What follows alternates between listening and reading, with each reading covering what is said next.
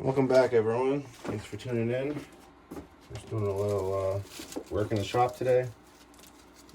Putting up the finishing touches on the saw. Got a little cosmetic upgrades for it. So we'll show you what we're working on. Today I got this Farmer Tech cover. It did not have black lines on it for felling sites. It also did not have this hole here drilled out for this plate that has to go here. That on the original clutch cover is drilled out. So I got that drilled out. I tapped that. That's all good to go. Lines are on it. Just the small little kind of finishing touches and the small little details that I like to build on a saw. I'm gonna put this bar plate on here on the side cover. Got some Loctite on there.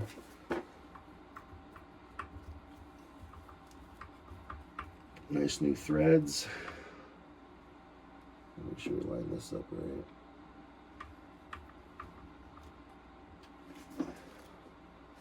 Why is that not sitting down all the way?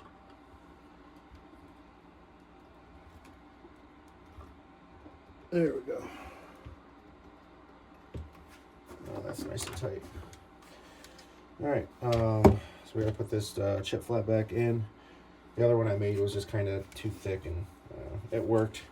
If I'm in a bind and, you know, lose a clutch cover and it falls apart or gets destroyed, or I need another one, at least I'll have a spare.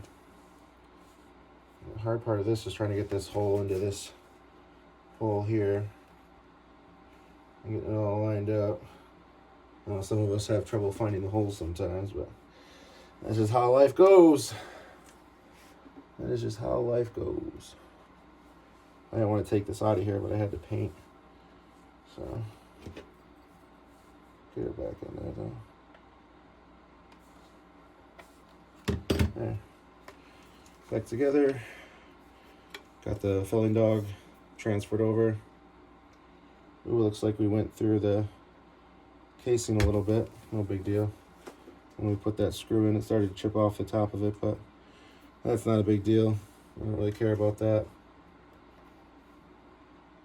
I drilled to the same depth as the old one too, so I'm not really sure what happened there. But I don't know. It's a work saw, you know. Not a huge ordeal. It's gonna get dirty. It's gonna have little imperfections. So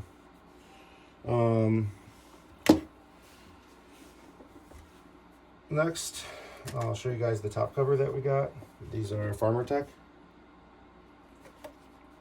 These were $18 a piece for the air filter cover, or the top engine cover, top cover, and the air filter cover was also 18.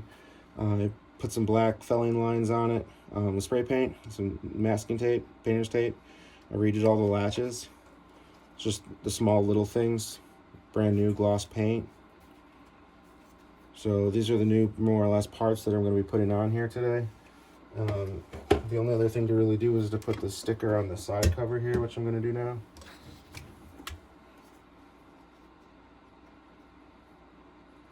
I'm also realizing they sent me the wrong sticker. We can still make it work though.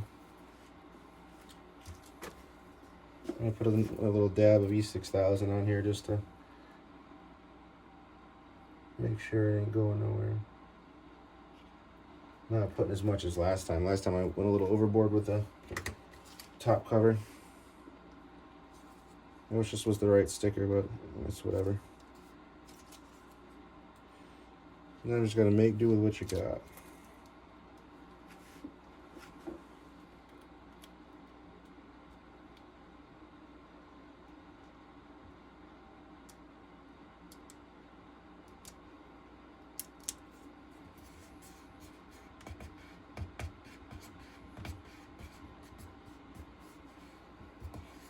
I don't really care that it's crooked, it's whatever. It's the wrong size sticker, so the lines aren't going to line up, but it looks better to me, and it's got an actual sticker on it now, so I'm cool with that. Alright, that's done. Looks pretty good. Ready to go on the saw. Top cover's done, ready to go on the saw. So I guess the next thing to do would be just to give you guys one final look around of this saw and how it looks, and let you guys kind of check it out. And we'll put the new parts on it.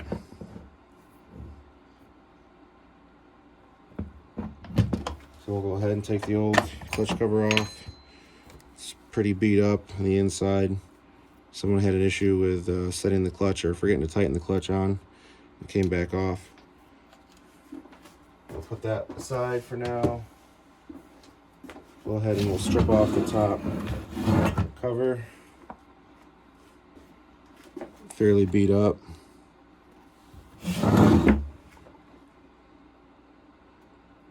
It's original. Gonna hold on to these parts. This was glued on the inside in epoxy because it was cracked on three spots. Here, and this corner here. There's actually a hole in it where it's protruding through. I sealed that. But just to give you guys a kind of an idea of before and after and what we're kind of upgrading to and from. So that's the top cover. This is the engine cover. We'll go ahead and do a side-by-side comparison of these two.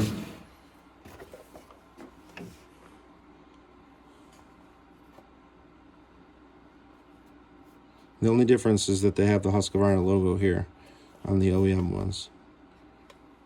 Here it's been cracked and someone drilled holes to put a zip tie through it. After someone did that, I wasn't really interested in trying to use it much longer.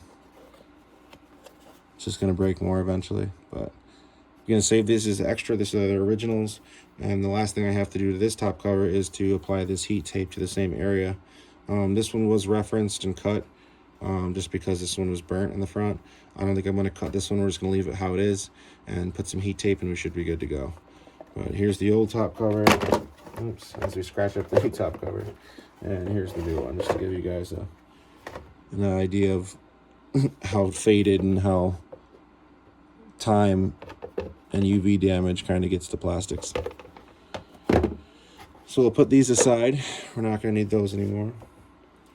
And also, I redid the screws. I repainted the screw heads.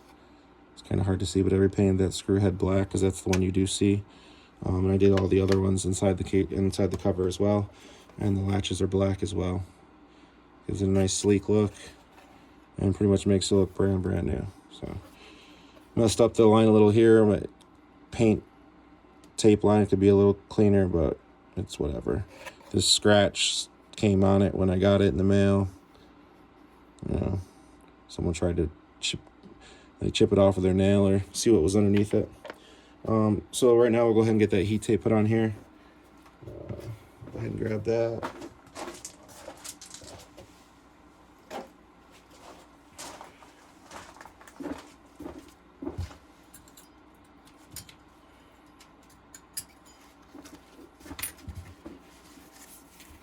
This stuff's pretty easy to work with.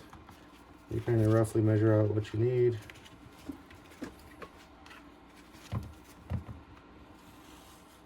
Cut it.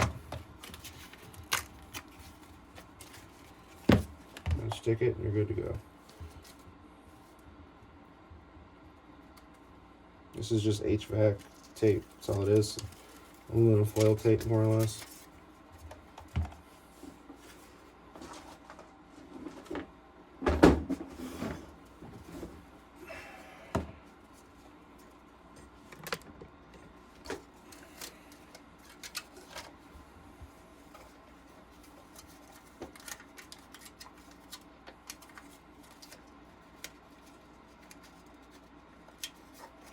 We start in the one corner and we kind of just go down.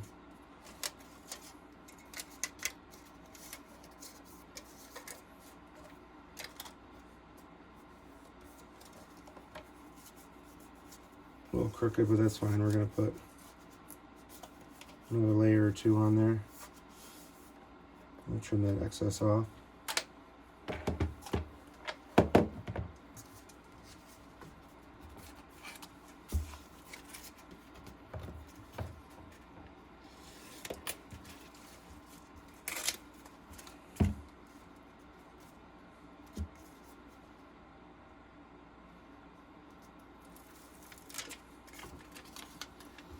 This next one will get right on the edge and the lip.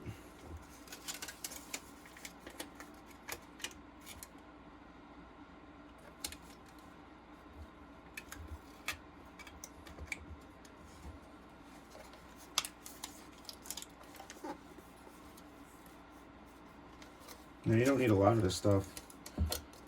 As long as you put it in the right spot where the muffler is and the heat that you're trying to manage, you're good to go. It's not something where you gotta put 8 layers of this to kind of do anything. Even just 1 or 2 will kind of stop your top cover from getting burnt or having char marks on it. And we're just gonna do one more.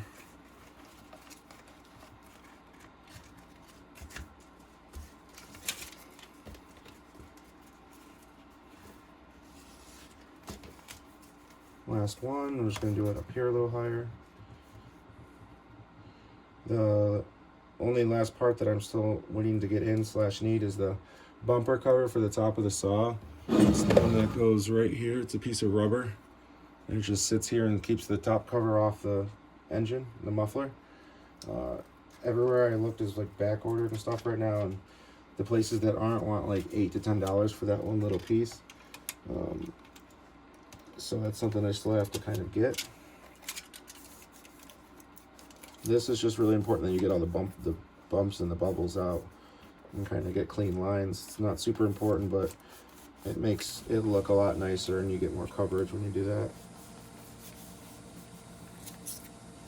See, that's pretty good. So now we'll go ahead and we'll just take the razor blade and we'll trim the excess off. We'll start in the middle. Slice one way, and then continue our cut all the way to the edge.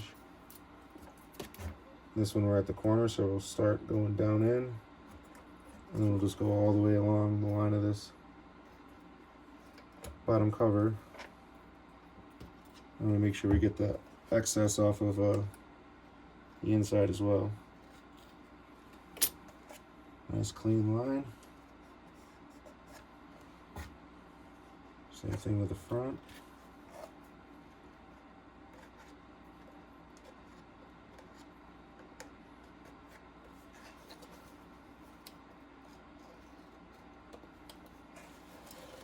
Get this side.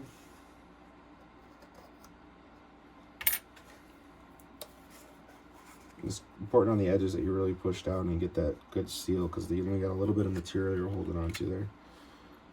Start in the middle, push in, go to the bottom, slide.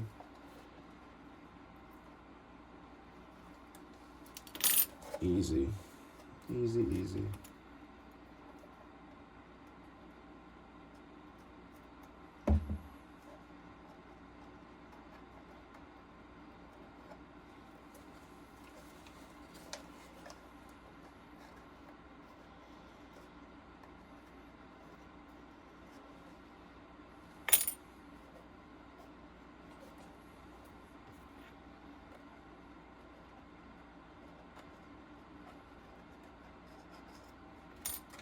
Good to go.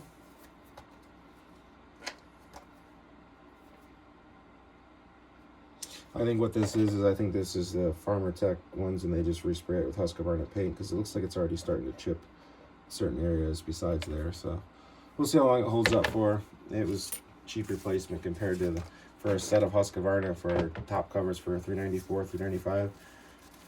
It's like 140 bucks, $120 for just some plastic pieces. I opted out just to go the $18 a piece route. It's just cosmetic. Everything else is genuine Husqvarna on the saw. I think only the chain tensioner and the side cover and the clutch cover is going to be aftermarket. Everything else internally is OEM. Nothing's aftermarket. So, same thing. Clutch cover was really, really expensive for the OEM, so just went with the aftermarket because it's a cosmetic thing. It's nothing major. So I'll go ahead and get this put back together so you guys can see what she looks like with some new parts on her, and you guys can let me know what you guys think.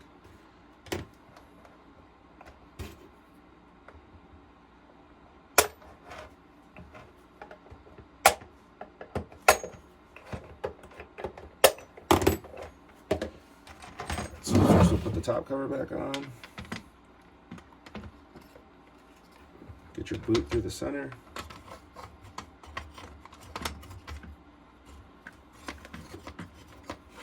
What's going on here? All the latches, I think, are giving me issues.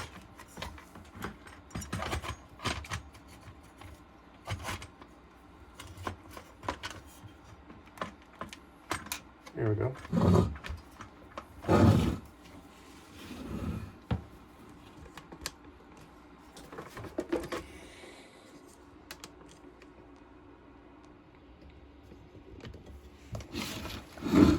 Get this seated back down.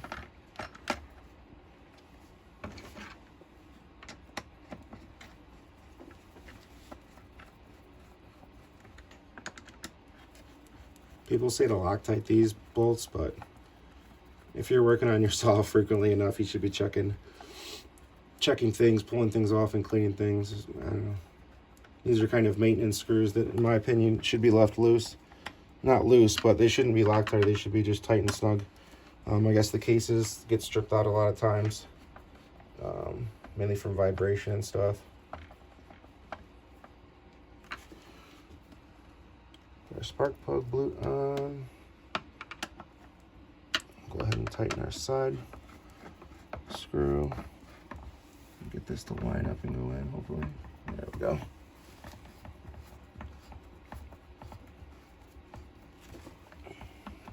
Yeah, this saw was more of a restoration project and restoring project. A lot of soft rubber pieces on it were shot and needed to be replaced. I think we're good there on that. So that's just with a new top cover. How it looks.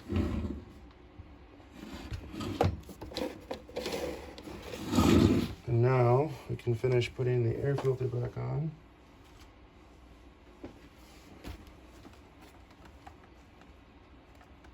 Get the filter straight as possible. Tighten up the clamp.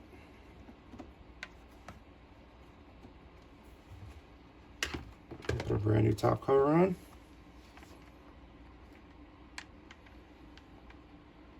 Uh-oh, what happened here?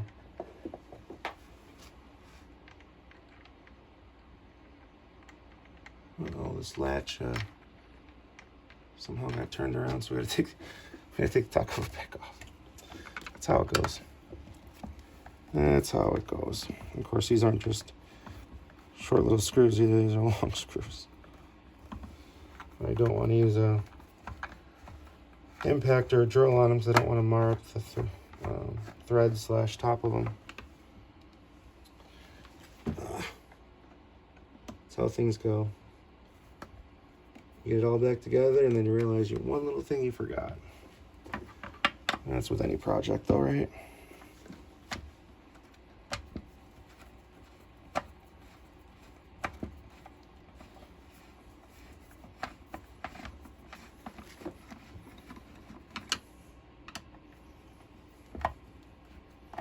Well, everyone's having a good day today.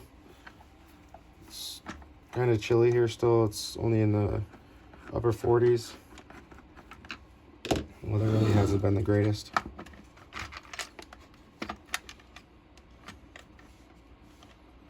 What happened here? Oh, just went like that. Okay. Well, that was a simple fix.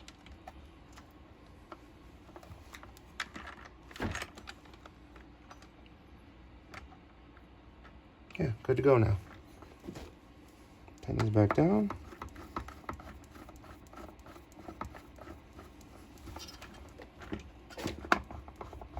There we go.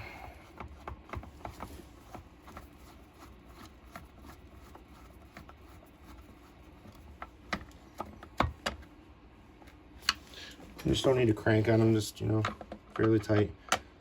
They made these with a lot of threads on them for a reason.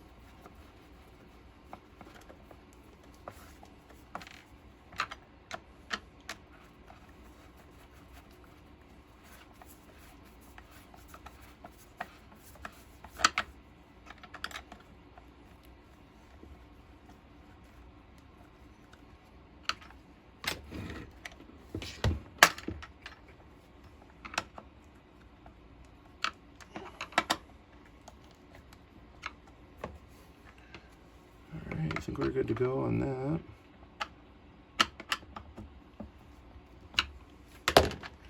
Now we can put the air filter back on. Make sure the spark plug blue's nice and tight.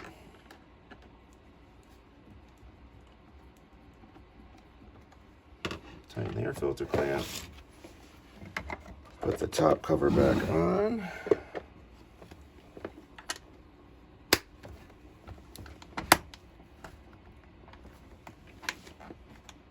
Oh, come on.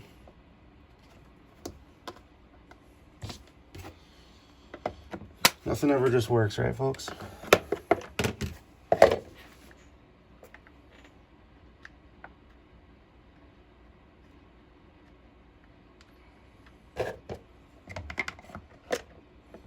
think we're gonna do the backs first.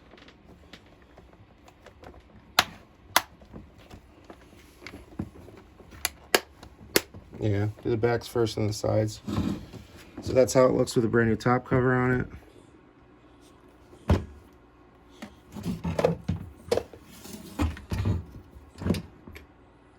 This is the original plastic, as you can tell. Newer.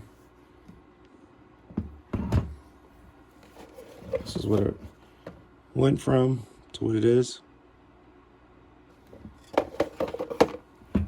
And the last final finishing touches to put the brand new side cover on.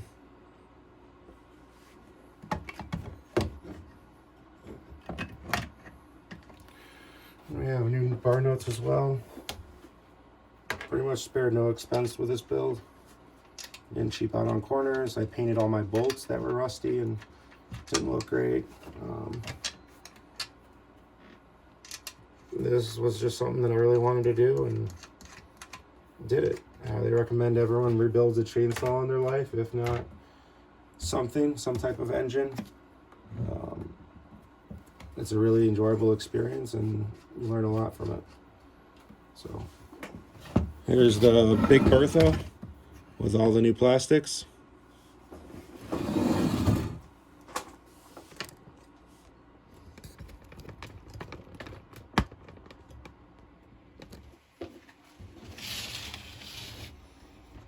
And got the felling sights.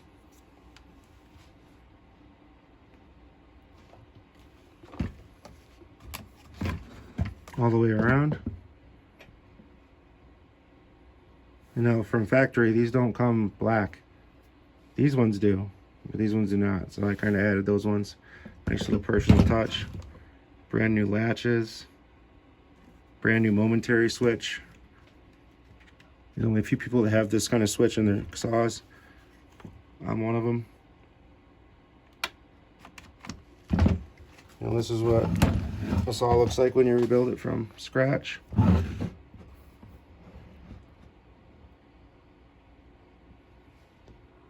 like to thank everyone for watching. The last thing we're going to do is go ahead and bar this thing. We had a few people saying I had a Bluetooth bar on it and stuff like that. Well, I don't run Bluetooth bars, but I do leave bars off of saws until they're fully gone through and rebuilt, because there's no point of putting a bar and chain on a saw that you just got running, especially when you rebuilt the whole thing. So go ahead and grab a bar and chain for you guys, and we'll get her finally assembled.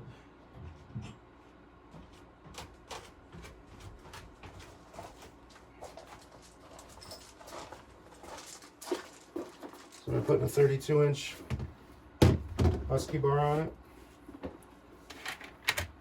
It's got a brand new rim sprocket on it as well.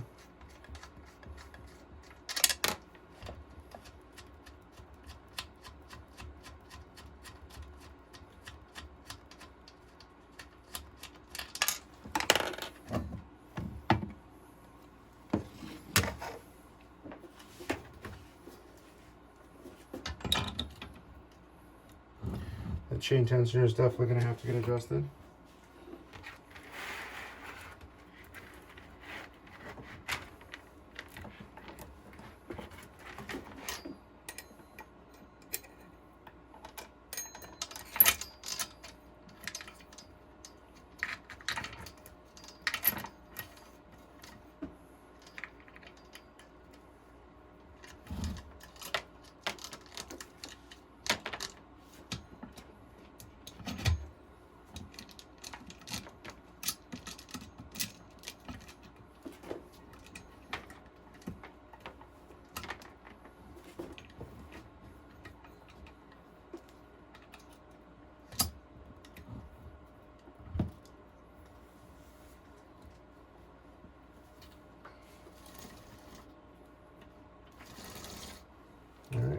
good to go. We got that on there.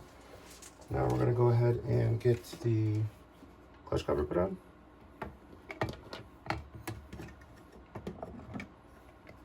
It fits really, really nice.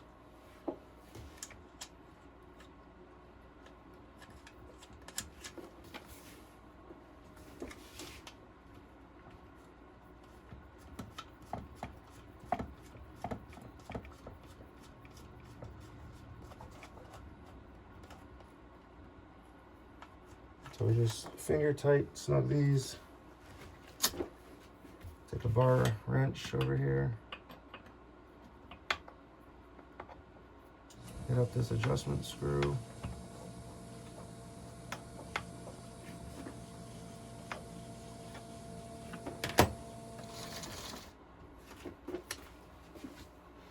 Wish I had a longer flathead down here.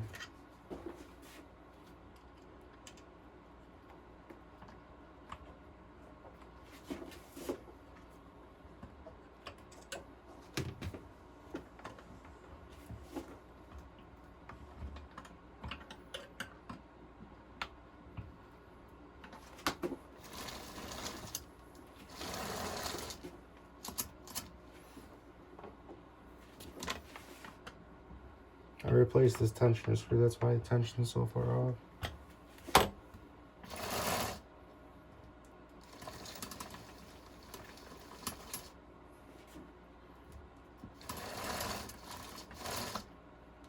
is it chattering like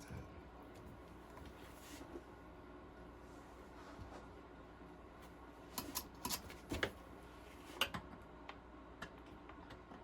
A little more. Should be good.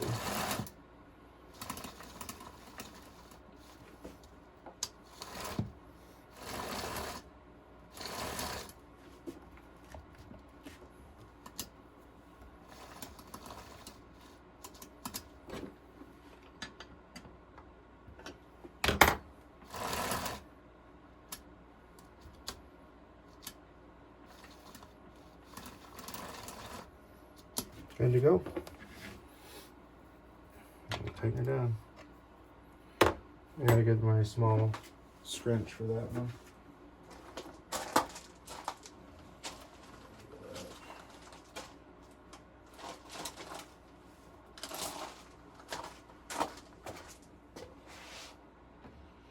Somewhere there's another orange scrunch I need. I don't know where to go with it. I think it's upstairs actually. I'll run up and grab that.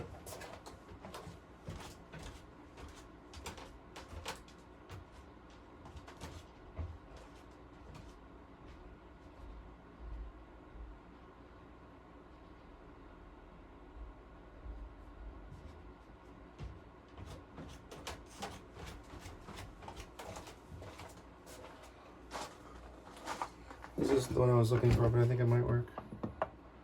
Nope. We need that small one that's in my, actually, there's one here.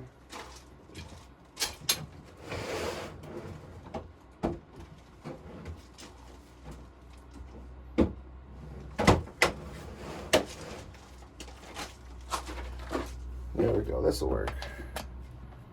Perfect.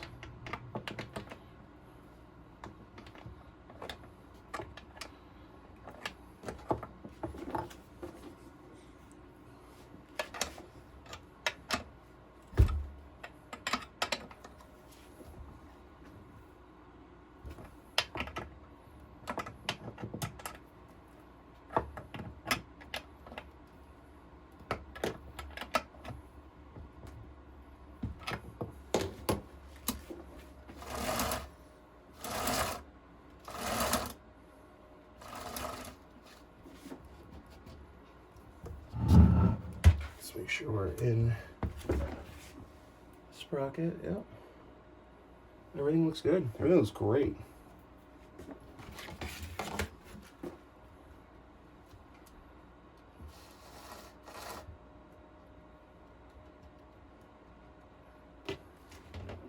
The chain's looking a little rough, but Still got life in it. I sharpened it. Clearance the rakers. This is a full comp too. This isn't a semi-skip. So that pretty much concludes it. I hope everyone had fun watching. This was a really fun series for me / rebuild. This saw is an absolute animal. And it's honestly one of the... when you kind of get into stuff like chainsaws and stuff, you dream of having the coolest and the nicest and the biggest, you know, someday. When that someday actually comes, it's overwhelming. It really is. When you work as hard as you work on something, and the quality of work that you put into something, the effort, the time, like, it just shows.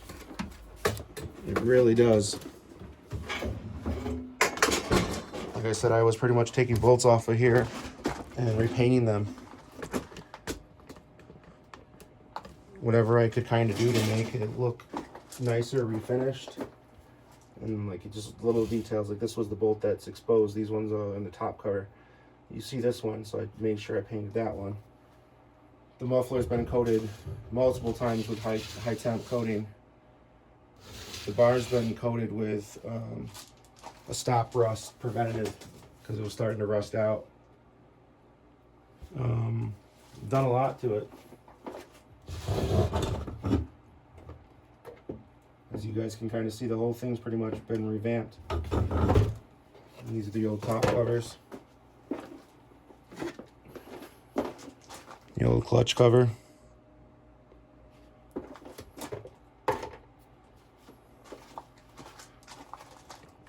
And this was really a cosmetic thing. There was really no need to really do what I did today.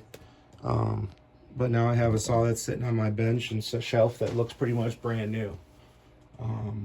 When I do decide to get rid of it and part ways with it, I'll be able to get more resale value out of it now that it's been restored. And I do have all these original parts, which we'll be keeping in a drawer, labeled 394, 395, along with original air filter, the original muffler. Pretty much every part that came out of the saw pretty much has been replaced almost and gone through, including the dogs. There's really nothing that hasn't been done to the saw besides porting it.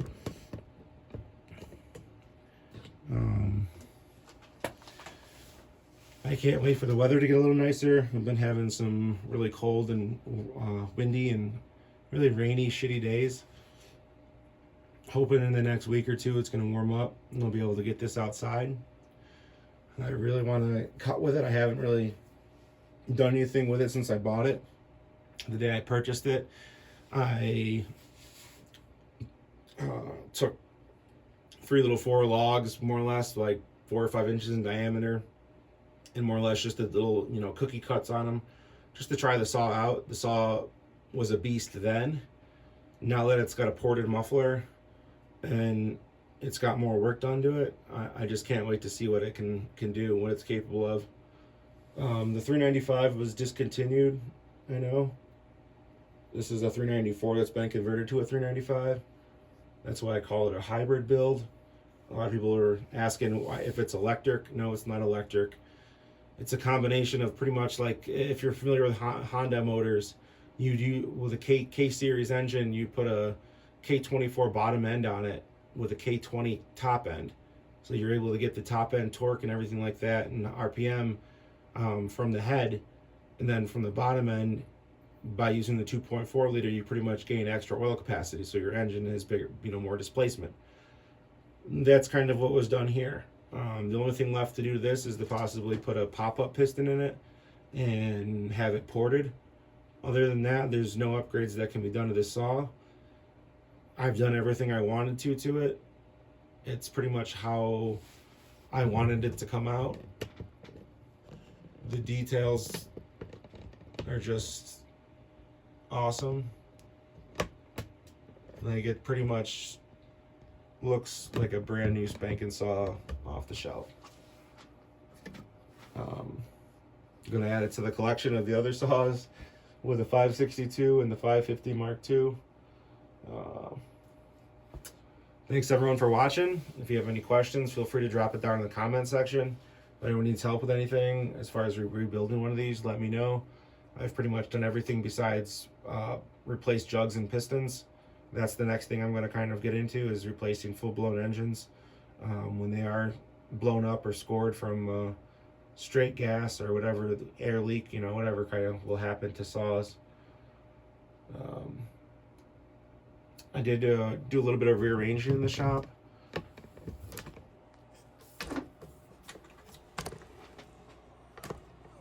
Put up another shelf here and organized all my tools and everything on it. So the left shelf is all DeWalt stuff, and then the right shelf is all just fluids, and the middle shelf there I have my chainsaw grinder and a light that I kind of got going for it. So I'll kind of give you guys a little quick demo of that, how I have that set up now. So it's all mounted to one board. I just take the board and set it down wherever I want to use it, on a bench or outside. Chain grinding smells, creates a lot of dust and stuff. I don't really want to be wearing a respirator all the time in the basement. So I came up with this idea to kind of keep it mobile. So I can move this around wherever, and then I screwed this light down to here so I can grind and still see, and this can still go down. If I put it over here, as you can see, it would hit it and not work. So kind of made it so you can kind of put it to the side and you're able to grind. You need to turn this any which way you can, and this whole thing is portable and easy to move, and the base is weighted on here so it won't come forward. It's more portable than having it on here. On here, it was just kind of in the way.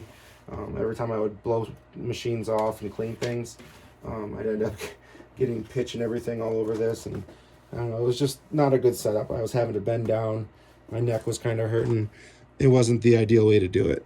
Now I can take this whole thing, bring it anywhere I need to, and it's mobile. And then to turn the light off, there's just a little switch here. Under the light, so you can turn this off, put it to the side if you're not using it, and just grind as normal. And then when I'm done with it, just kind of unplug everything, and then move it off my bench, back to the shelf that it has.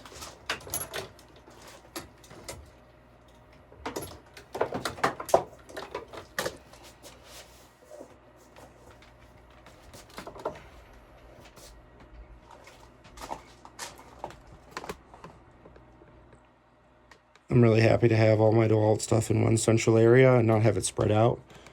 Before it was all over the house kind of thing. Give you guys a quick 360 of the shop.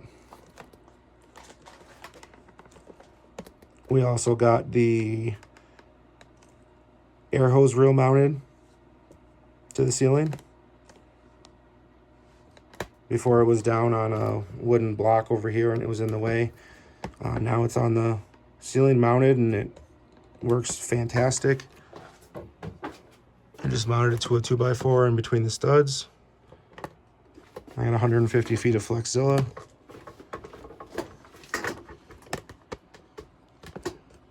And over here you can see all the Husky stuff. DeWalt on the white shelf. And the rest of it I still had to organize. It's just some cans and bottles I got to return, and I got lights coming today to get the rest of this lit up. This is the before and after video. This will be the before of how much light is down here. I mean, this light lights up most of the shop, and then this other one does a good job as well. But after we get these other lights in here, it'll be really nice and bright down here.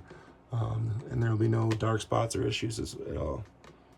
So, thank you everyone for watching. We're approaching the 40-minute mark. Probably one of the longest videos I've done in a minute. Thank you everyone for tuning in, sticking around, watching. I really hope everyone learns something or kind of can take something away from this. And if please go back and look at the before videos to see what this all started off as and how it looked. it pretty much is a different machine altogether. Everyone have a great day. Stay safe. If you like this, please like and subscribe. Subscribers are going up every day. More videos I put out, the better. Especially more custom content videos like this, where we're featuring a build. This is Big Bertha, and thank you for watching. Take care.